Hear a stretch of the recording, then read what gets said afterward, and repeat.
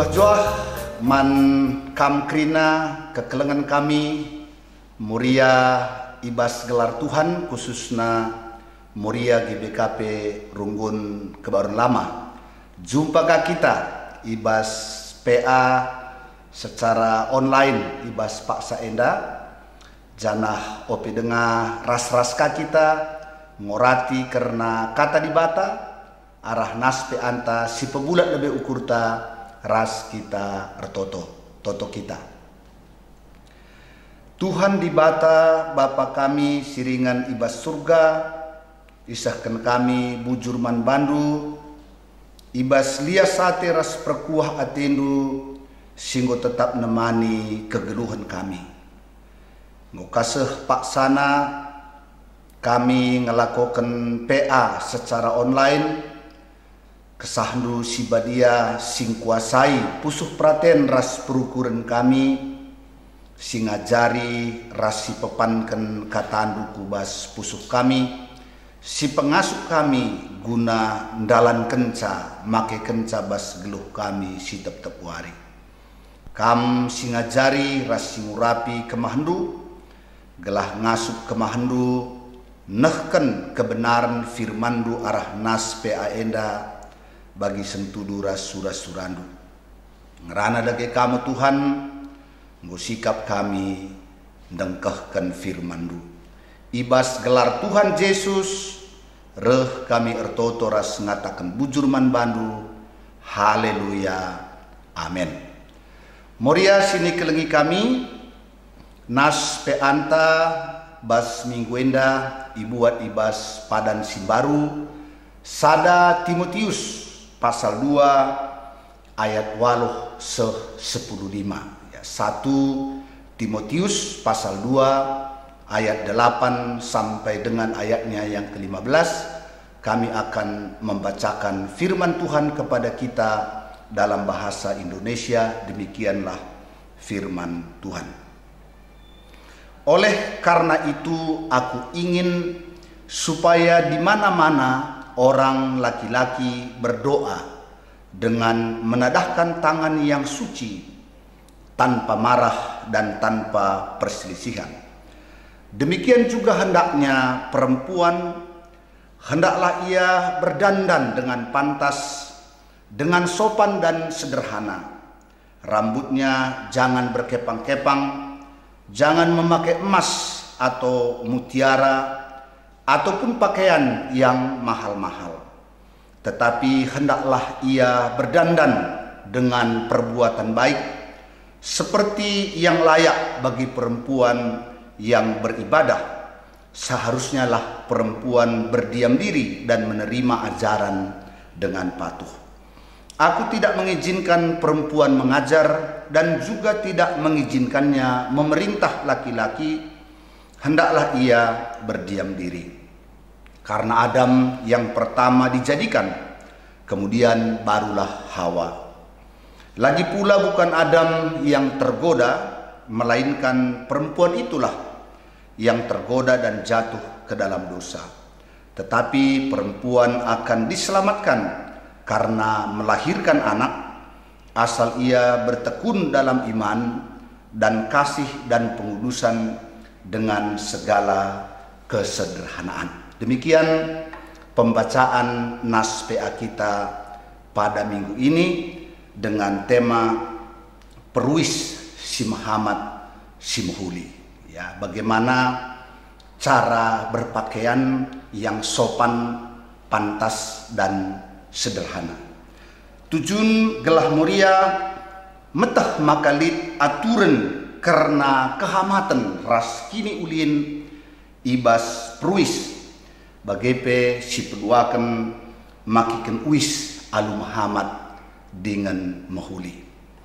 Surat Paulus kepada Timotius baik 1 Timotius dan 2 Timotius disebut surat penggembalaan karena surat ini dialamatkan ditujukan kepada pribadi Timotius yang pada saat itu melayani atau menggembalakan jemaat di Efesus.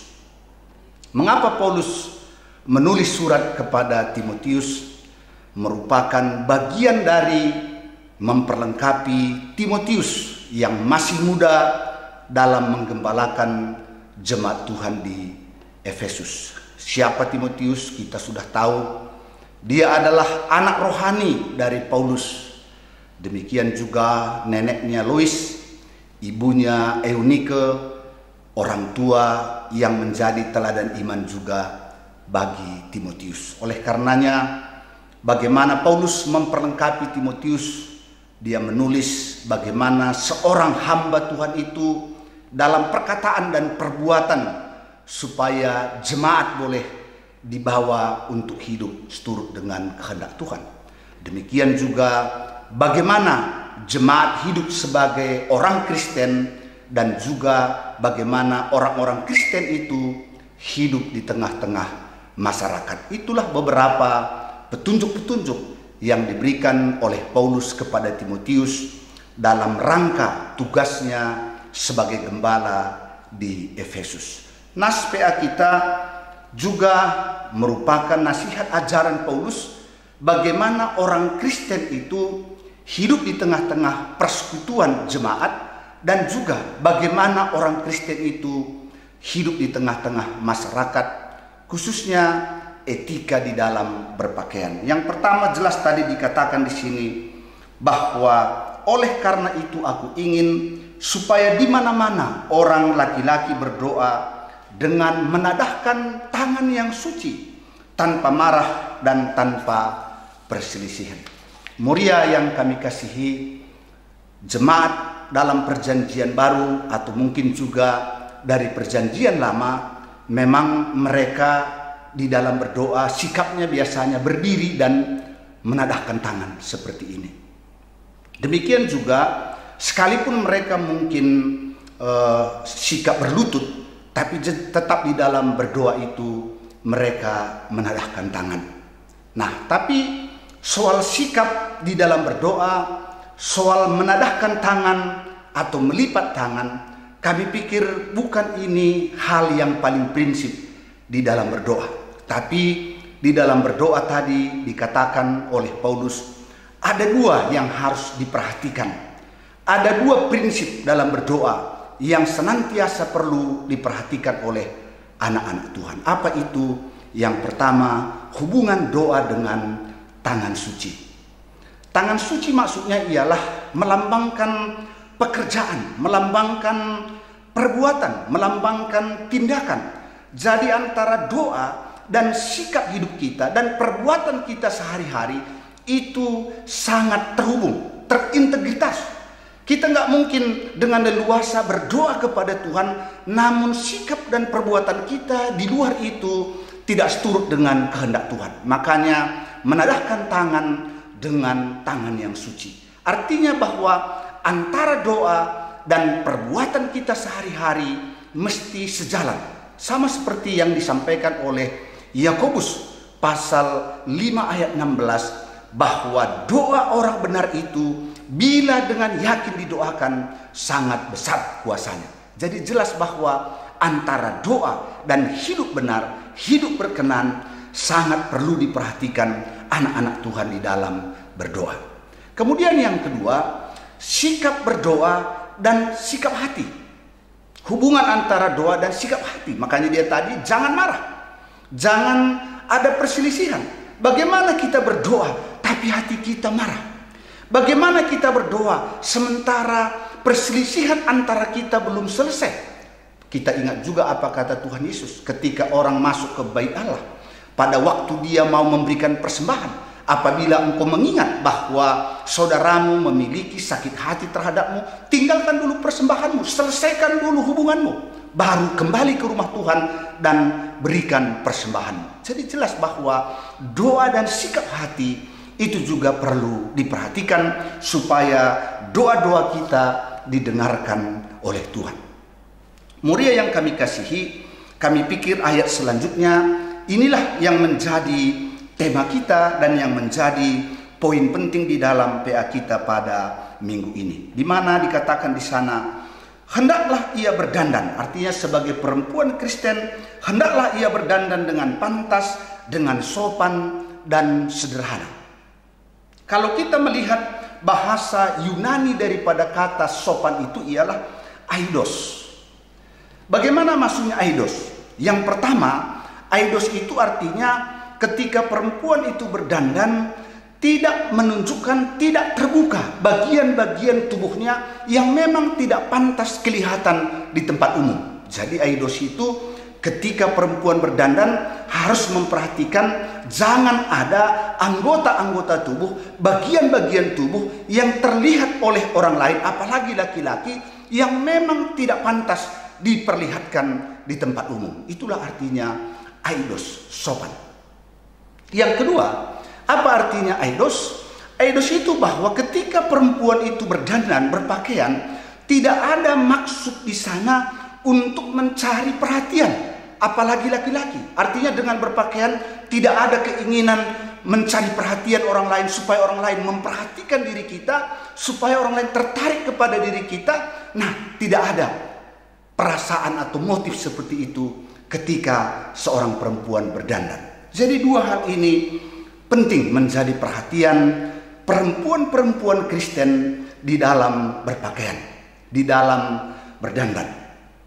Jadi pakaian jangan ada yang terbuka, yang menjadikan orang lain melihat hal-hal yang tidak pantas dilihat, dan kemudian hal itu menimbulkan gairah seks. Hal itu tidak boleh terjadi pada perempuan-perempuan Kristen. Kemudian perempuan-perempuan Kristen, Muria, tidak boleh ada motivasi di dalam memakai pakaian dengan maksud bahwa orang akan memperhatikan. Mungkin bentuk tubuh kita yang indah, atau istilah sekarang mungkin kita perempuan yang tergolong bentuk tubuhnya seksi. Tapi jangan pernah memakai pakaian dengan niat supaya orang tertarik melihat kepada kita. Karena apabila hal itu menjadi motif dari perempuan-perempuan Kristen yang berpakaian, maka itu adalah tindakan berdosa.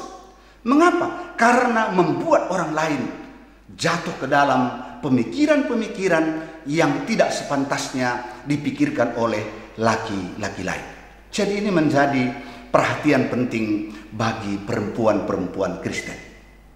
Saya percaya perempuan-perempuan Kristen yang tidak memiliki motif yang dua tadi pasti akan memilih pakaian yang sopan, sederhana, pakaian yang tidak menunjukkan hal-hal yang tidak perlu dilihat oleh orang lain. Saya percaya kalau ada niat itu, baru perempuan-perempuan itu akan memilih pakaian-pakaian yang terbuka, memilih pakaian-pakaian yang mungkin membuat orang lain tertarik, karena motifnya bukan motif yang kudus. Jadi karena itu Muria penting memperhatikan dalam membeli pakaian dan juga ketika mengenakan pakaian itu. Kemudian dalam kaitan dengan aksesoris, apakah perempuan-perempuan Kristen, Muria, tidak boleh memakai aksesoris? Karena tadi di sini dikatakan jangan mengepang-epang rambut, jangan memakai emas atau perhiasan yang mahal-mahal. Seakan-akan bahwa perempuan itu dibatasi, nggak boleh memakai perhiasan. Bukan. Sebenarnya yang mau disampaikan oleh Paulus di sini bahwa bukan itu hal yang paling penting ketika berpakaian. Bukan berarti tidak bisa. Tapi jangan mengenakan perhiasan-perhiasan itu dengan maksud menjadi perhatian orang lain. Oleh karenanya ketika perempuan-perempuan Kristen memakai perhiasan itu bukan sehari-hari, mungkin pada waktu pesta, pada waktu acara-acara tertentu di mana memang perhiasan itu layak dipakai. Bayangkan saja kalau hari-hari kita selalu memakai emas yang mahal, selalu memakai perhiasan-perhiasan yang mahal, dan itu juga bisa mengundang kejahatan di dalam kehidupan kita. Jadi jelas bahwa Paulus bukan melarang, tapi perhatikanlah, bukan hal itu yang menjadi terpenting di dalam berpakaian. Oleh karenanya dia katakan justru pakaian yang paling penting ialah berdandan dengan kebaikan. Ini luar biasa, Muria. Jadi dandanan yang terbaik itu bukan dandanan aksesoris, bukan bagian luar dari Muria, Tapi yang terpenting yang harus diperhatikan oleh Muria ialah dandanan kebaikan, berbuat baik di dalam kehidupan sehari-hari. Saya percaya suami-suami akan terus bertambah cinta dan mengasihi istri-istri yang selalu berdandan kebaikan, yang selalu berdandan kekudusan. Bukan berarti bahwa memperhatikan kebersihan tubuh, memperhatikan aksesoris bagi perempuan bukan tidak penting, tapi itu bukan utama. Oleh karenanya yang menjadi pusat perhatian utama bagi Muria di dalam berdandan, ingat, ialah dandan kebaikan. Selanjutnya dalam ayat 11 dan 12 ini berbicara tentang konteks budaya pada waktu itu, di mana di sana dikatakan oleh Paulus bahwa perempuan dalam pertemuan-pertemuan ibadah jangan bicara. Kemudian dia juga katakan jangan mengajar. Wah, ini dalam konteks kita sekarang pasti perempuan-perempuan yang mandiri, perempuan-perempuan yang sekarang sudah bekerja pasti, wah ini nggak cocok. Oleh karenanya begitu pentingnya membaca Alkitab secara benar.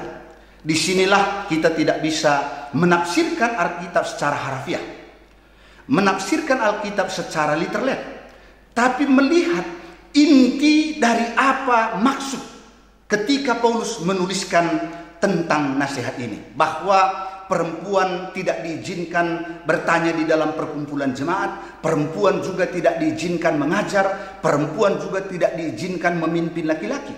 Memang jelas dibuat oleh Paulus di sini alasan teologisnya, karena laki-laki itulah lebih dahulu dijadikan baru perempuan. Kemudian yang kedua dia katakan juga bahwa yang pertama jatuh ke dalam dosa itu bukan laki-laki melainkan perempuan. Tapi perempuan akan diselamatkan oleh karena melahirkan dan juga ketika hidup di dalam iman dan kekudusan.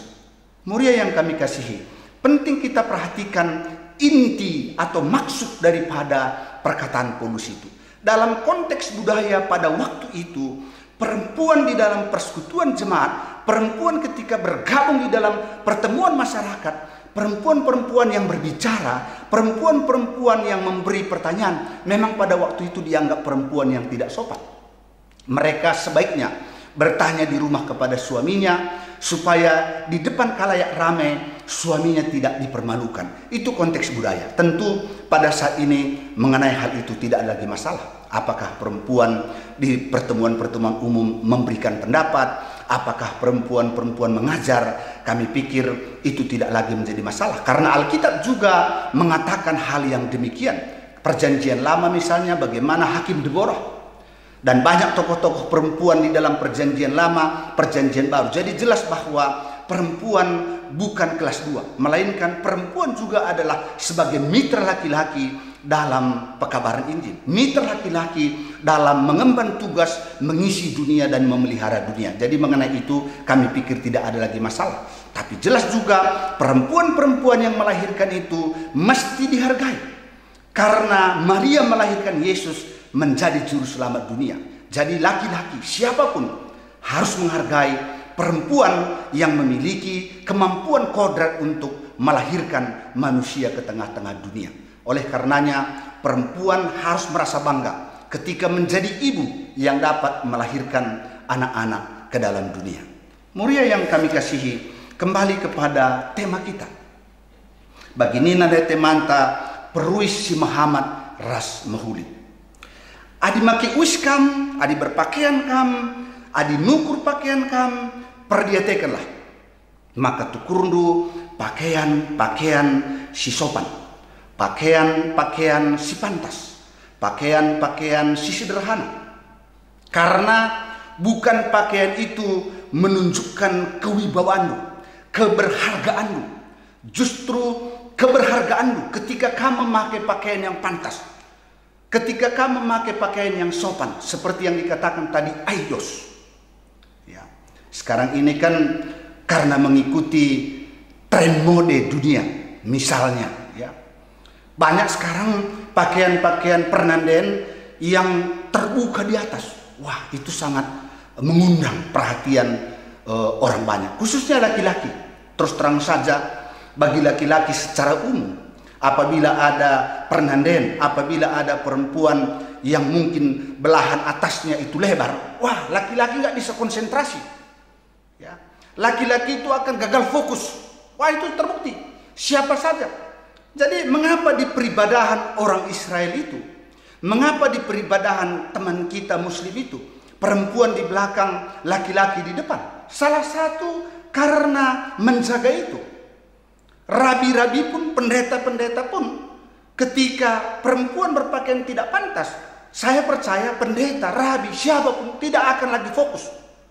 Oleh karenanya, apalagi ketika beribadah, jagalah supaya pakaian perempuan, pakaian muria, pakaian perempuan-perempuan Kristen itu sopan dan pantas. Ya, jadi istilahnya sekarang anggun, cantik. Jadi tidak ada di sana unsur-unsur erotis. Jadi itu sangat perlu diperhatikan. Saya percaya laki-laki yang baik pasti mengingini perempuan-perempuan yang berpakaian cantik, yang berpakaian anggun, bukan erotis. Karena kalau laki-laki melihat perempuan erotis itu menjadi menarik, itu bukan juga laki-laki yang baik. Pasti karena dia menginginkan sesuatu yang tidak baik terhadap objek yang dilihat. Karena itu man muria penting kal persinti kami. Memakai rok juga, ya sekarang ini kan ada istilahnya bukan lagi rok panjangnya dari lutut ke bawah. Wah, sekarang banyak rok-rok sekarang dari lutut panjangnya ke atas. Wah, itu sangat berbahaya. Jadi panjangnya bukan ke bawah. Biasanya rok perempuan kan panjangnya ke bawah. Ini rok perempuan dari lutut panjangnya ke atas. Wah, itu semakin ke atas semakin berbahaya. Ya. Jadi ini penting diperhatikan oleh muria. Sekali lagi saya mohon maaf. Perempuan-perempuan yang berpakaian tidak pantas itu pasti memiliki motif yang tidak kudus. Karena perempuan-perempuan yang baik, perempuan-perempuan Kristen yang percaya dan taat kepada Tuhan tidak akan mengorbankan caranya berpakaian demi mengikuti tren mode dunia, dan kemudian cara berpakaiannya itu mengundang orang jatuh ke dalam dosa. Ya, karena kita tahu bahwa perempuan-perempuan Kristen itu tidak akan melakukan seperti itu. Karena kalau sudah cantik batinnya, auranya akan keluar juga. Bahkan mungkin pakaian apapun dipakai oleh Pernanden, oleh muria, kalau batinnya baik, kalau batinnya cantik, saya percaya akan keluar aura yang positif, akan keluar aura yang baik. Ya, jadi ini sangat penting diperhatikan.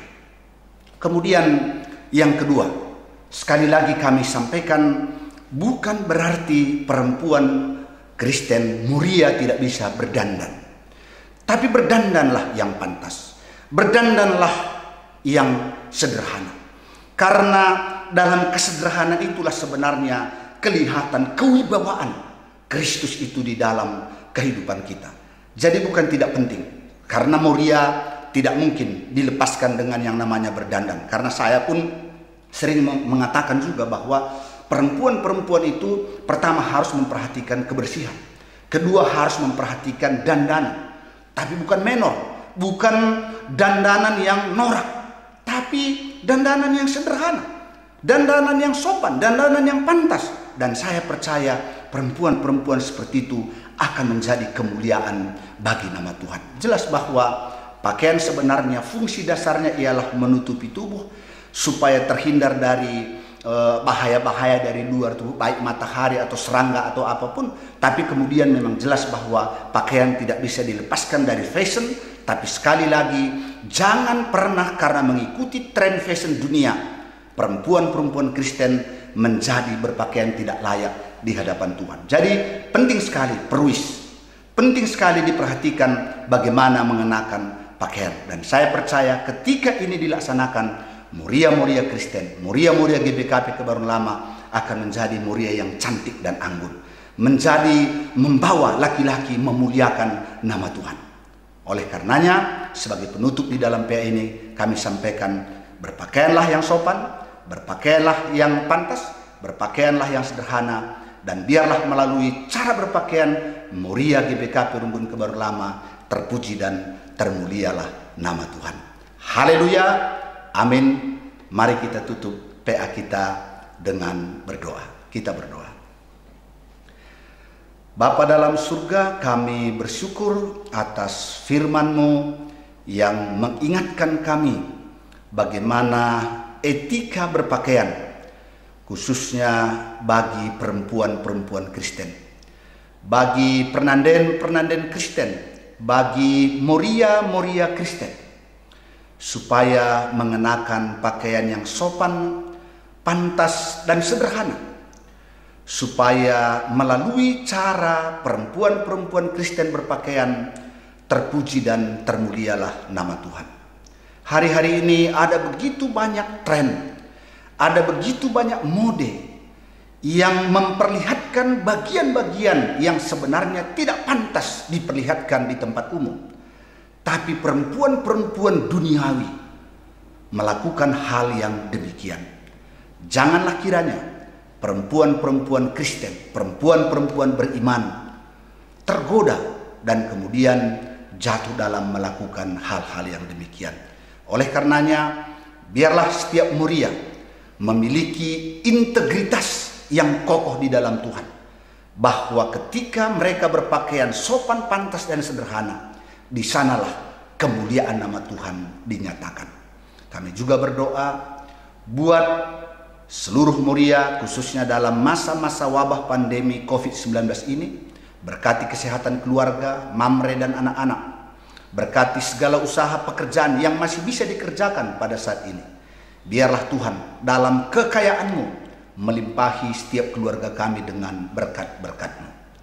Kami angkatkan doa kami buat saudara kekasih kami, kakak kami Nandi Risna Depari, demikian juga mami kami Nande Anta Surbakti yang baru kehilangan suami. Biarlah Tuhan di dalam nama Yesus memberi kekuatan dan penghiburan kepada kakak kami Nandi Risna dan mami kami Nande Anta. Demikian juga kepada seluruh keluarga diberikan kekuatan dan penghiburan. Kami angkatkan doa kami buat saudara-saudara kami, warga jemaat Tuhan yang saat ini dalam pemulihan kesehatan kurang sehat ataupun berobat di rumah. Kami angkatkan doa kami buat mami kami Nandi Nina Kemit, Bapak Febri Ginting, Nande Ingrid Surbakti, Diaken Nande Ripka Bangun, Dedi Suranta Surbakti, Nande Ian Silitonga, demikian juga Pertua Emeritus Bapak Barista Brahmana, Nande Linda Sembiring, Dini Bru Brahmana, Pertua Emeritus Bapak Bina Sembiring, Nande Sika Sembiring, Diaken Emeritus Nande Melda Pandia, Bapak Ika Guru Singa, Bapak Leta Purba, Pertua Emeritus Bapak Laura Sitepu, Nora Emeritus Nande Laura Sitepu, Nande Bas Sembiring, Nande Tawan Brahmana, Rahna Darmawati Buru Sinulinga, Bapak Lina Tariga, Bapak Erika Nande Erika Sinulinga, Biring Grace anak kami Aldo Sinulinga, Nande Lusin Surbakti, Bapak Morel Sebayang, Bapak Paria Nande Paria Sembiring, Nande Neti Pranginangin, Bapak Jessica Tarigan dalam pemulihan kesehatannya, Naras Bapak Surya Barus, Nande Ninta Bangun, Nande Ninta Sembiring, Nora Emeritus Nande Jengok Sebayang. Mari Tuhan jamah lawat, sembuhkan, berikan kekuatan kesehatan yang prima kepada orang tua kami dan saudara-saudara kami. Kami juga berdoa berkati bangsa dan negara kami. Biarlah pemerintah kami diberi hikmat bijaksana, khususnya dalam menghentikan penyebaran COVID-19 pada saat ini. Terima kasih Tuhan, kami juga bersyukur atas anak-anak kami yang sudah lulus kelas 12 SMA. Demikian juga anak-anak kami yang akan mengikuti ujian. Biarlah Tuhan memberkati kesehatan dan persiapan mereka. Terima kasih untuk orang-orang yang selalu baik dalam hidup kami, baik orang tua kami, anak-anak kami, keluarga, jemaat. Tuhan kiranya melimpahi mereka dengan segala berkat-Mu. Inilah doa permohonan kami, ampunkan kami atas salah dan dosa kami. Karena kami datang berdoa di dalam nama Yesus Kristus, Tuhan dan Juru Selamat kami. Haleluya. Amin. Haleluya. Salam mejuah-juah. Tuhan si masu-masu Moria GBKP, khususnya Moria Runggun Kebaruan Lama. Amin.